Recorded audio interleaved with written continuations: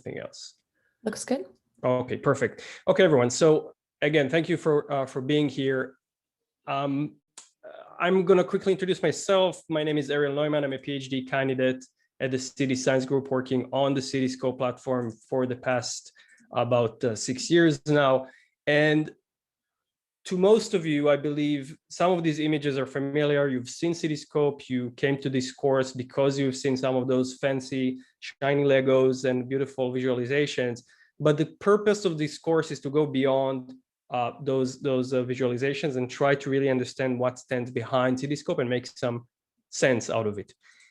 To start making sense, I want to take you for a very, very rough and I wouldn't say concrete and accurate timeline, but at least for me, there are 3 periods in the way we've built CityScope. We started building CityScope somewhere in 2013, 2012, and I call this period one-to-one. We were the ones building the tools, and we were the one testing the tools internally, and that was some kind of a proclamation on a future urban development tools and methodologies and systems, but it was pretty internal at the time.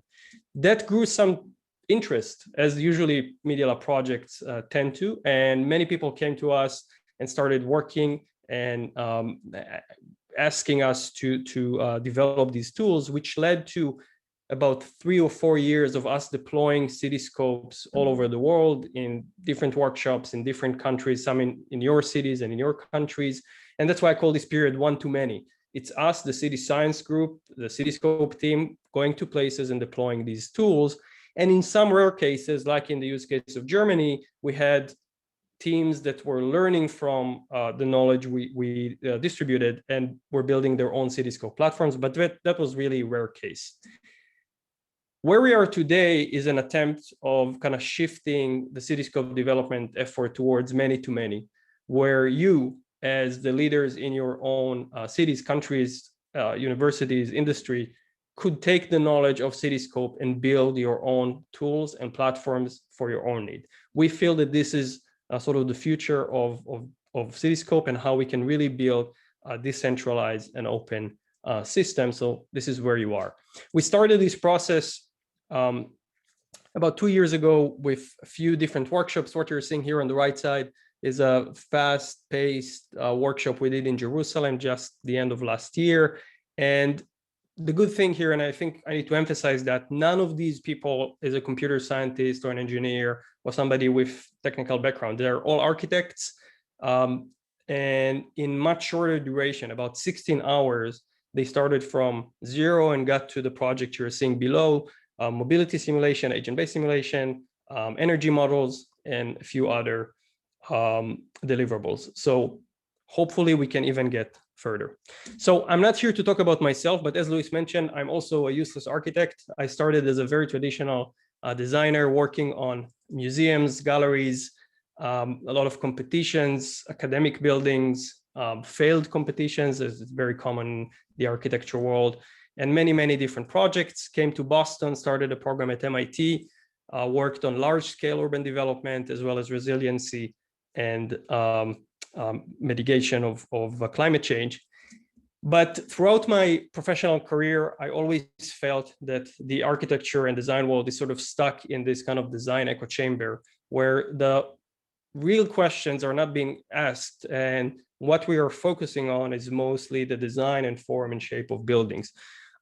These questions from density, from pollution, of course, the current pandemic, climate change, immigration, they have intrinsic relationships to our built environment and vice versa, but they're not really being responded by our current planning mechanisms. And when we observe the planning mechanisms we have today, we tend to see them as very slow, very bureaucratic, tend to be very top-down and not really collaborative for the communities.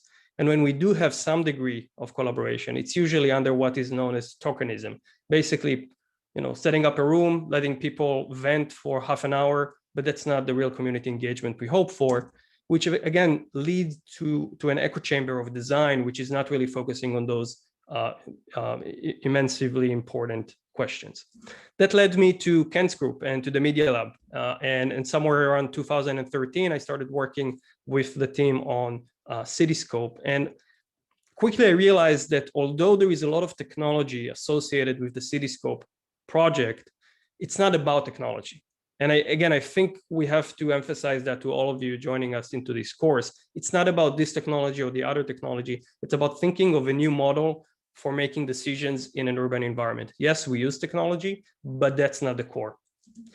We're thinking of CityScope in four main, let's say, lenses or perspectives. We're thinking about urban insight, transformation, prediction, and consensus. Now, these are very big words, especially for those of you who are at 10 p.m. somewhere in Southeast Asia.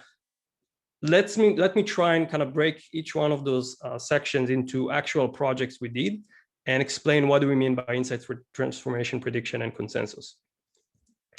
So when we talk about insights, we're basically talking about looking back into the city, what we already know and how we can represent that. So literally the first time I stepped into Kent's group, that's what I saw. There was a physical three-dimensional Lego model presented with a lot of different information layers of the city, from the common satellite view to land uses, mobility systems, solar potential, wind, as well as a bit more interesting layers such as where the money lays. This is where the startups and VCs are, or geolocated tweets, which could be highlighted whenever a new tweet appears in space. When we move forward into some of our recent collaborations, we realize that the most interesting, probably the most interesting insight we can gain from the city is how people behave and how people move and how they transfer through the city. Some of this data and analytics capacities were not there less than 5 years ago. But then when we started a collaboration with the city state of Andorra, we were tapped into about 4 years of telecom data, very high resolution telecom data, that started allowing us to better understand behavioral patterns in different parts of the city. So this is where you can see the data is a very noisy piece of information when we don't process it. But when we start to make analysis, you can see where the Spanish are, the French, the Andorrans, where do they go? What are the hotspots of the city, as well as what are the mobility trends and effect on transportation. Now, everything that I'm showing here, I'm showing very, very quickly, but we're going to go back to each one of these projects through the presentations of our team members, and they will drill down into how these projects were made. Later on, we got even higher resolution telecom data, and that allow us to really start and understand in very, very fine grained behavioral patterns in the city. So what you're saying here is where people tend to stay in Andorra. And when we correlate that with many other pieces of information, spatial data that is available for us in the city, we can start and build predictive models that allow us to understand where people might stay in the future. So again, correlating the behavior with the urban form and building predictive models that can help us understand where people might be and what is needed to be added to the city in order to attract people. Other kind of cross sections of this data with other pieces of data. So this is a project actually built by our collaborators in Andorra, correlating the telecom data and behavioral movement data with energy usage and basically showing the energy patterns within the city.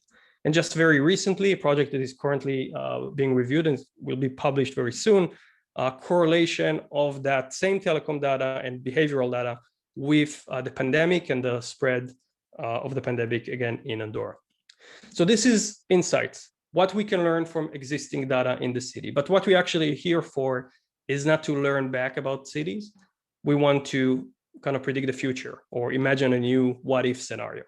This is where CityScope really shines, because our attempt to build an iterative, interactive, and collaborative platform allow us to basically do what we call urban HCI, or urban human-computer interaction, where we basically augment traditional design processes with the technology that is being created in our group. This again sits on about 6 or 7 decades of research, starting at MIT with the work of Sutherland, and kind of really fast pacing it all the way to about 2013, where again, Kent and the group started building just very, very simple, not projected, again, no technology involved, just very, very simple Lego models that in this case were a great medium for people to communicate their ideas about the city.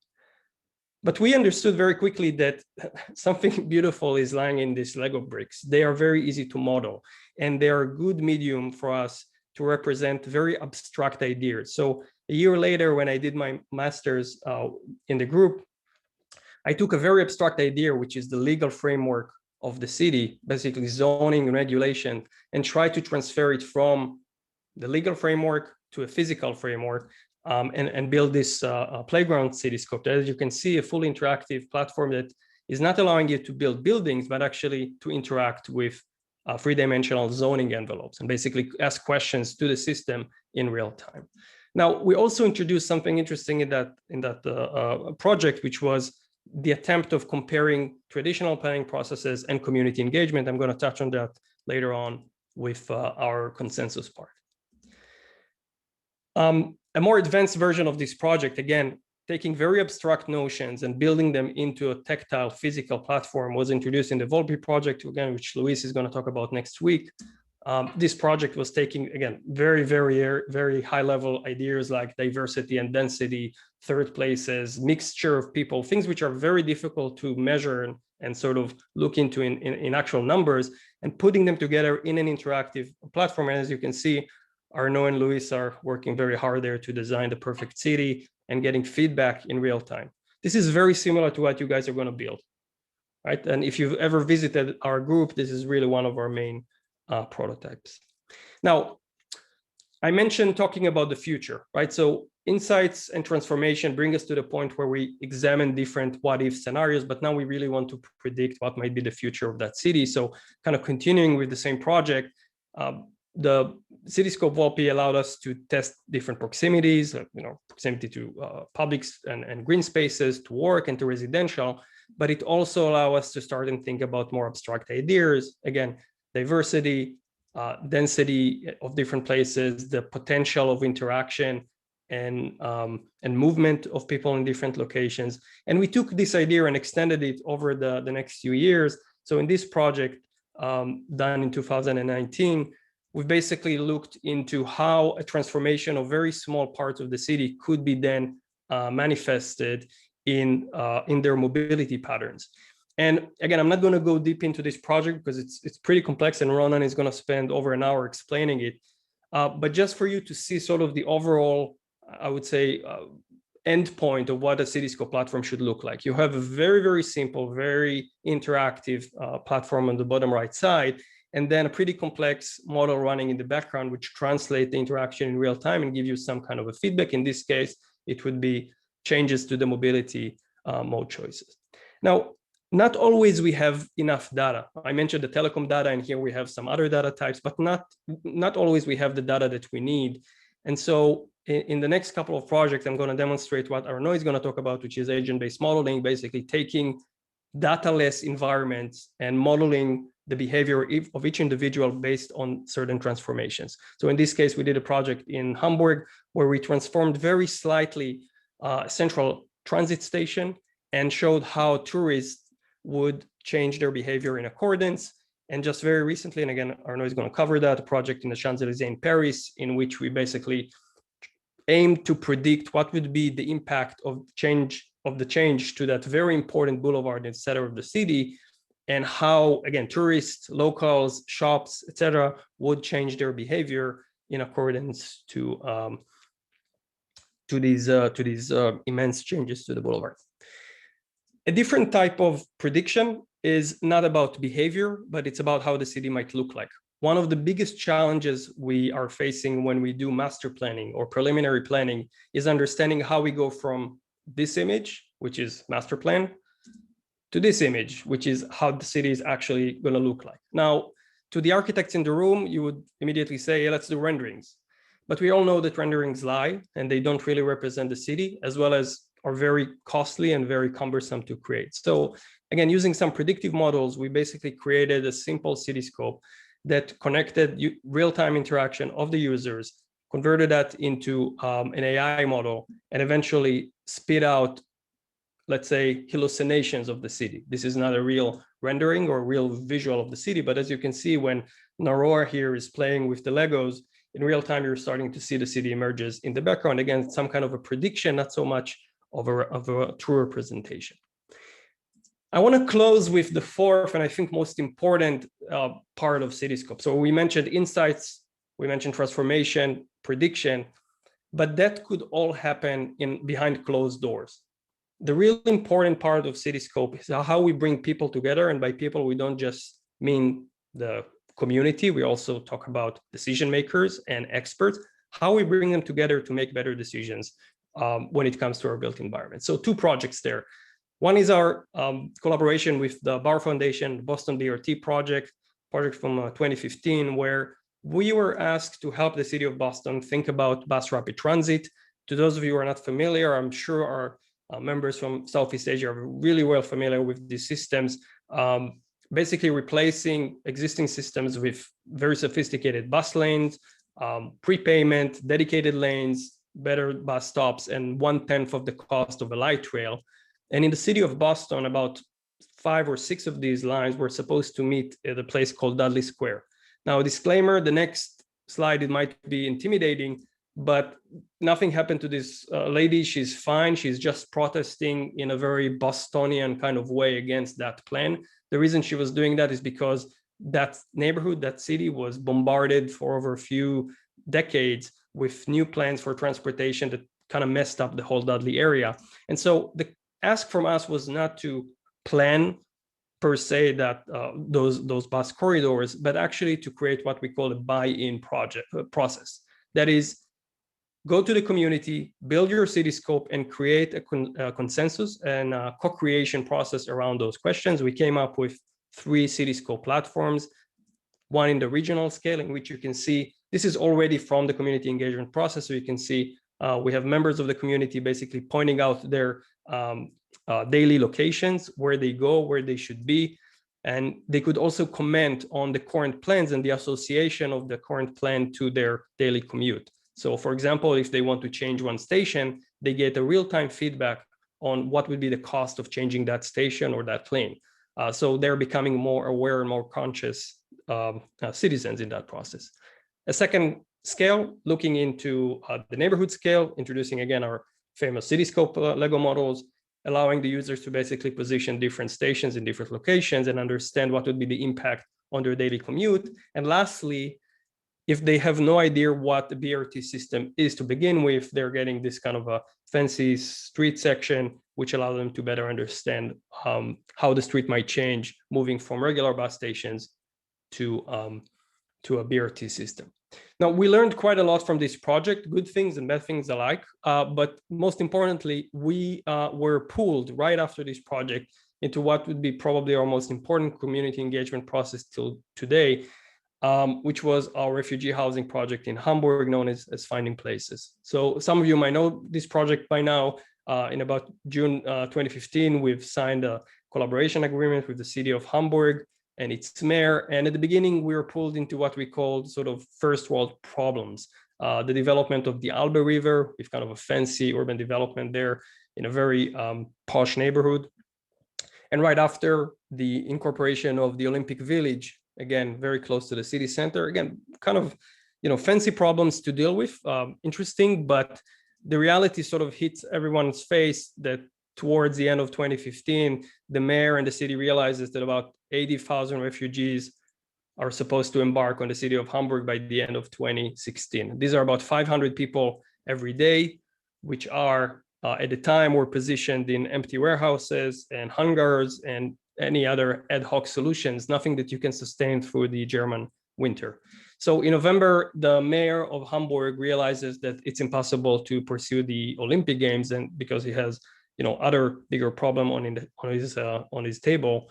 And he came to us literally 2 weeks after and said, you guys have about 3 months and very small budget to come up with a solution. Now, that's a mayor that has one of the best planning organizations in Germany or in Europe in general, but he needed, out of the box kind of thinking. If you're intimidated by this project, this is the entire this entire city science team at the time in Hamburg. We had about 4 people. We were literally hanging the sign. So this is just to show you that you can make projects at this scale if you're setting your mind to it. Between February and May, we were literally copy pasting everything we knew about community engagement, what we just learned from the BRT project and other projects, copy pasting that into Hamburg.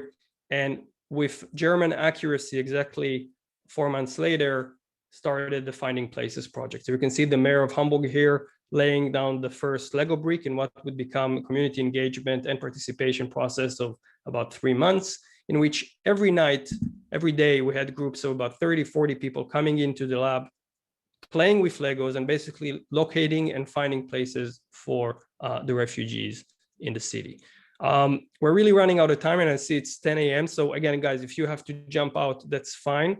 We're gonna, again, take no more than 4 or 5 more minutes.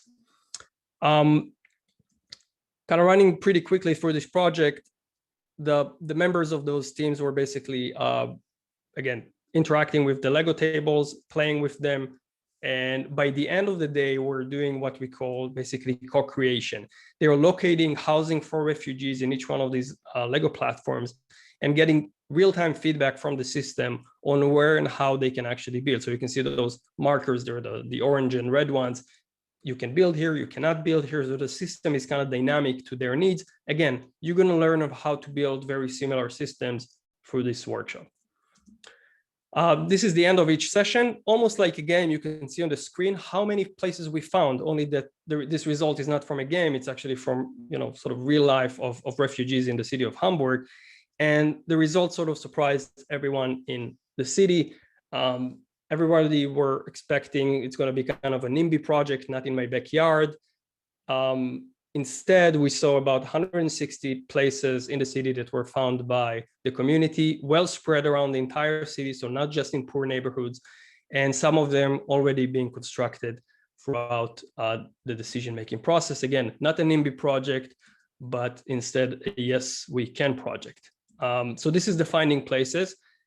The last 1 minute that I want to talk to you is about what we are basically looking at now. So continuing our work with the city of Hamburg, we've realized we need some new platforms and new tools in order to mitigate the needs of our new projects, our upcoming projects. So again, a project we received in about the end of 2018, again in the city of Hamburg, was requesting us to create a new type of community engagement, this time to evaluate many, many different experts projects, high-level architects projects for a designated site.